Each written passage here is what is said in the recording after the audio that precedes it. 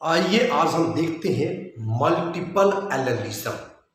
इसके पहले हम लोगों ने देखा है कि एक जीन के दो ही एलील होते हैं, लेकिन आज हम बात करेंगे सिंगल जीन होगा लेकिन उसके एलील जो है ज्यादा होंगे, तो इसको हम कहते हैं मल्टीपल एलेलिज्म।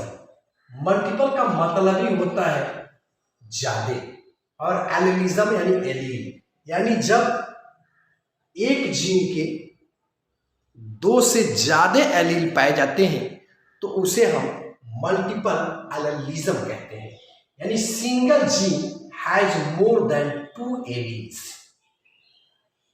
मेंडल ने बताया था कि सिंगल जीन दो ही एलील रखता है, ये बिल्कुल फैक्ट है। लेकिन जब हम दो एलील से ज्यादा को जब देखना चाहेंगे तो ये हमें मिलता है पॉपुलेशन। पॉपुलेशन को हमें स्टडी करना पड़ेगा, तब जाकर के हमें मल्टीपल एलेलिज्म मिलता है। अब जैसे सपोज कर लीजिए यह ए एक बंदा है, एक बी बंदा है और एक सी बंदा है। अब इसके अंदर मान लीजिए कोई एलील, हम कोई जीन ले रहे हैं, कोई जीन मान लीजिए हमने पी ले लिया, तो ये इसके अंदर P1, अब ये P जो एलील हमने लिया P1, P2, P3, ये 3 एलील हो गए। अब A में दो ही पाए जाएंगे, या P1 P2 पाया जाए, P2 P3 पाया जाए, या P1 P3 पाया जाए, ये हो सकता है। लेकिन एलील दो ही पाए जाएंगे प्रत्येक में। ये हेट्रोजाइगस है, हो सकता है कि इसमें होमोजाइगस हो, मानिए P1 P1 पाया जाए, इसमें P2 P2 पाया जाए, इसमें P3 P3 पाई जाए।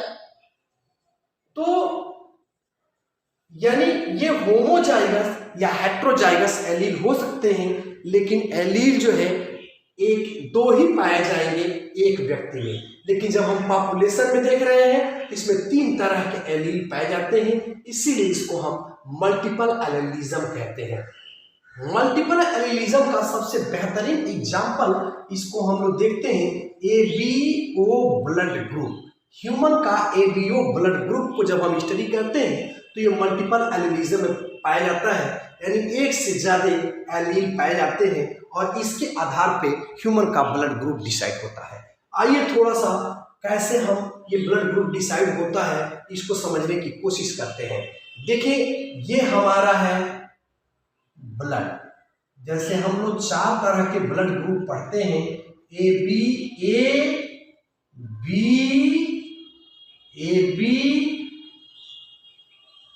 एंड ओ, ये 4 तरह का ब्लड ग्रुप हम लोग पढ़ते हैं। तो इसमें ये हमें पढ़ना भी है। तो देखें होता क्या है, जो ए बंदा है किसी का ब्लड ग्रुप ए क्यों है, किसी का बी है और किसी का ए बी और किसी का ओ क्यों है। आइए इसे देखते हैं। ये मल्टीपल एलेलिज्म का सबसे बेहतरीन एग्जांपल है। देखिए होता क्या है, जैसे जैसे हमारा ये ब्लड ग्रुप है आरबीसी की सतह पे, हम जानते हैं कि सभी की आरबीसी की सतह पे ये एंटीजन एक पाया जाता है जो यूनिवर्सल होता है, यानी कॉमन होता है, जिसे हम एच एंटीजन कहते हैं। ठीक है, ये सब पे पाया जाता है, ये सब पे एच एंटीजन सब पे पाया जा रहा है, ये यूनिवर्सल है। ठीक है, चाहे वो ए का हो, चाहे बी का हो, चाहे बी का हो, चाहे ओ का हो। अब देखिए होता क्या है, ये अंतर क्यों आ जाता है, किसी को हम ए क्यों कह रहे हैं, किसी को बी ब्लड ग्रुप, किसी को ए बी ब्लड ग्रुप और किसी को ओ ब्लड ग्रुप क्यों कह रहे हैं। आइए इसे समझने की कोशिश करते हैं। देखिए जो ए बंदा है, ए ब्लड ग्रुप का व्यक्ति है, उसके जो आरबीसी की जो सतह है उस पे एक इसमें एक एंजाइम बनता है। वो एंजाइम है एन एसिटाइल गैलेक्टोसामाइन ट्रांसफरेज नाम का एंजाइम पाया जाता है। ये करता क्या है, नाम से स्पष्ट आप समझ रहे हैं कि ट्रांसफरेज नाम है। तो ये क्या करता है, प्लाज्मा से एंटीजन यानी एन एसिटाइल गैलेक्टोसामाइन शुगर को पकड़ता है और ला करके यहाँ पे बैठा देता है। जैसे यहाँ हमने शुगर देखिए बनाया है और इस पे क्या किया, इस पे बैठा दिया। तो इस तरह से यह एक शुगर लग गया तो यही शुगर हमारा क्या हुआ, एंटीजन हुआ। यानी यह इस प्रकार का व्यक्ति, यानी जिसपे एक तरह से शुगर लग गई, यानी ऐड कर दिया, यानी एसिटाइल गैलेक्टोसामाइन ट्रांसफेरेज ने एक शुगर ला करके इसके ऊपर अटैच कर दिया, इसलिए यह ए ब्लड ग्रुप कहलाता है। अब आ जाए बी पे देखें, तो बी पे जब हम आते हैं तो यहां देखते क्या है कि यहां पर भी एक एंजाइम पाया जाता है जिसे हम गैलेक्टोसिल कहते हैं ट्रांसफेरेज। यह भी क्या करता है, ये एंजाइम गैलेक्टोज शुगर को पकड़ करके इस पे बैठा देता है। तो आप देख रहे हैं कि ये दूसरे प्रकार का शुगर है, यानी गैलेक्टोज नाम का शुगर है, तो इसलिए यह ब्लड ग्रुप यानी यह बी एंटीजन कहलाता है। तो इस तरह से हम बी ब्लड ग्रुप हो गया। और आप देखेंगे कि जो ए बी होता है, इसमें आप देखेंगे कि ये दोनों तरह के शुगर ला करके यहाँ अटैच कर दिए जाते हैं, यानी ए और यानी एन एसिटाइल गैलेक्टोज सामाइन भी इस पे लग जाती है और गैलेक्टोज शुगर भी लग जाती है, यानी ए बी पे। तो यानी ए बी एंटीजन इस पे पाया जाता है, इसलिए ए बी ब्लड ग्रुप होता है। और ओ पे आप देखेंगे कि किसी भी प्रकार का कोई शुगर यानी कोई एंजाइम यहाँ है ही नहीं। यहाँ पे क्या है, दोनों एंजाइम है और यहाँ पे कोई एंजाइम नहीं है, इसलिए इस पे कोई भी जो है एंटीजन यानी कोई किसी प्रकार का शुगर अटैच नहीं होता है, इसलिए यह ओ ब्लड ग्रुप कहलाता है। अब हम देखते हैं कि यह जो ए है एंटीजन, और इसके हम जानते हैं इसके प्लाज्मा के अंदर एंटीबॉडी बी पाई जाती है, और बी एंटीजन है तो इसके अंदर एंटीबॉडी ए पाई जाती है। और ए बी में आप जानते हैं कि कोई एंटीबॉडी नहीं पाई जाती है, और आप जानते हो कि ओ में दोनों तरह की एंटीबॉडी पाई जाती है। तो इस तरह से हम देख क्या रहे हैं कि ओ की अगर हम बात करें तो ओ हमारा जो ब्लड ग्रुप है वो क्या है भाई, यूनिवर्सल। हम लोग पढ़ते आए हैं कि यूनिवर्सल डोनर कहलाता है। अब हम लोग थोड़ा सा समझ लेते हैं कि यूनिवर्सल डोनर क्यों है। क्यों डोनर इसलिए है कि भैया एंटीजन इस पे है, मान लीजिए इसका ब्लड इसको दिया, ए को दे दीजिए तो भी कोई दिक्कत नहीं है, क्योंकि एच एंटीजन तो इस पे भी है। कि बी को दे दीजिए, इस पे भी एच एंटीजन है, कोई दिक्कत नहीं है। इसको दे दीजिए, इस पर भी एंटीजन है, कोई दिक्कत नहीं है। यानी यूं समझ ले कि जैसे मान लीजिए यह नेपाली रुपया है, सबके पास नेपाली रुपया है भाई, तो अब इसको अगर आप देंगे नेपाली रुपया ला करके चेंज करने के लिए तो क्या दिक्कत है। इसके पास भी नेपाली रुपया है, कोई दिक्कत नहीं हुई। इसके पास भी नेपाली रुपया है, कोई दिक्कत नहीं हुई। इसके पास भी नेपाली रुपया है, कोई दिक्कत नहीं, और इसके पास तो है ही। तो इस तरह से वो हमारा क्या होगा, यूनिवर्सल डोनर हो गया। अब हम चलते हैं ए भी हम लोग पढ़े हैं कि यूनिवर्सल जो है यूनिवर्सल रिसीवर होता है, रिसीवर रिसिपिएंट, यानी ये सर्वग्राही है, और वो हमारा क्या है, सर्वदाता है। सर्वग्राही ये भी क्यों है भाई, क्योंकि देखें अगर ए बी है, इसको ए का ब्लड देंगे तो मान लीजिए इसके ऊपर आप देख रहे हैं कि ये प्रकार का एंटीजन लगा ही है, तो कोई दिक्कत नहीं है, ले लेगा इसको।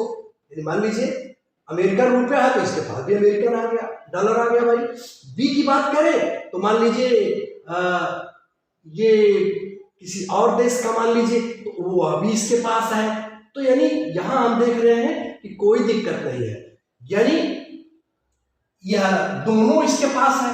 तो चाहे आप जो है एंटीजन ए लो, चाहे एंटीजन बी लो, दोनों इसके पास है तो कोई दिक्कत नहीं है, और इसके पास तो कुछ है ही नहीं, तो इसलिए इसका एंटीजन आप देख रहे हो कि कोई है ही नहीं, तो बड़े आसानी से ले लिया जाएगा। इस तरह से हमारा हो गया यूनिवर्सल रिसिपिएंट। अब कई बार जो है इस पे फिनोटिपिक रेशियो और जीनोटिपिक रेशियो पूछता है, तो पी आर को ज्ञात करने के लिए आप ट्रिक याद कर लीजिए n+1, और जी आर को ज्ञात करने के लिए n+1/2 कर देते हैं। जैसे अब हम इसी ब्लड ग्रुप को समझने की कोशिश करते हैं कि अगर हम ह्यूमन के ब्लड के केस में फिनोटाइप की बात करें तो यहाँ n नंबर ऑफ एलील्स की बात है। नंबर ऑफ एलील यानी कितने एलील है। जैसे एबीओ ब्लड ग्रुप में हम देख रहे हैं कि 3 एलील आ रहे हैं। जैसे आई जीन इसके लिए क्या होती है भाई, प्रभावी होती है। आई जीन इसी से जो है हमारा यह प्रभावित होता है। इसके 3 एलील हैं, क्या हो जाएगा, आई ए और आई बी और आई जीरो। तो इस तरह से यह आई, ये 3 एलील हमको देखने को मिलते हैं। तो अब इसी एलील के आधार पे हम पता करें कि फिनोटाइप क्या है। तो फिनोटाइप अगर हम भरते हैं तो हमारा क्या हो जाएगा, n+1 यानी 3 धन a, तो ये हमारा हो गया 4 फिनोटाइप हो जाएंगे। अब हम आइए देखते हैं ये 4 फिनोटाइप किस तरह से होंगे और फिर हम देखते हैं कि जीनोटाइप कितने होंगे और कितने तरह के जीनोटाइप होंगे। आइए इसे समझने की कोशिश करते हैं। तो देखिए, जहां तक हमारा जो है जीनोटाइप और फिनोटाइप की बात यहाँ पे अगर हम देखें तो हम देख रहे हैं कि 4 प्रकार की संभावनाएं बन रही हैं। यानी 4 इसमें कौन कौन है भाई, एक ए ब्लड ग्रुप आप देख रहे हो, एक बी ब्लड ग्रुप देख रहे हो और एक ए बी ब्लड ग्रुप देख रहे हैं। तो इस तरह से ये 4 हमारे क्या हो गए, फिनोटाइप हो गए। यानी 4 तरह के ब्लड ग्रुप यानी हमारे सोसाइटी में देखने को मिलते हैं। अब आइए थोड़ी सी बातें हम जीनोटिपिक की करते हैं, किस तरह से हमारे जीनोटाइप जो है इसको भर के देखते हैं कि कितना आएगा। देखिए, जीनोटाइप की जब हम बात करते हैं तो हम जीनोटाइप को याद करते हैं यानी n+1/2। तो n के लिए हम क्या भरेंगे भाई, 3 भरेंगे, 3 + 1 भरेंगे और बट्टे 2, 3 × 4 यानी 3 × 4/2, 2 दूनी 4 यानी 3 दूनी 6 प्रकार के हमारे जो है ये कॉम्बिनेशन बनेंगे। तो आइए देखते हैं कि 6 प्रकार के ये हमारा जीनोटिपिक क्या बनेगा। सपोज करें, देखिए पहला, जैसे मान लीजिए IA हमने ले लिया और IA ले लिया, तो क्या बनेगा भाई, आप जान रहे हो कि IA बन जाएगा, यानी ब्लड ग्रुप हमारा क्या हो जाएगा, A हो जाएगा। अब आ जाइए IA और I0 अगर आपने ले लिया तो क्या बना भाई, हम जान रहे हैं कि ये डोमिनेटिंग हो जाएगा, यानी हमारा क्या बनेगा, यहाँ ब्लड ग्रुप A बन जाएगा। अब आ जाइए IB और IB की बात करिए तो ब्लड ग्रुप क्या बन जाएगा, B बन जाएगा।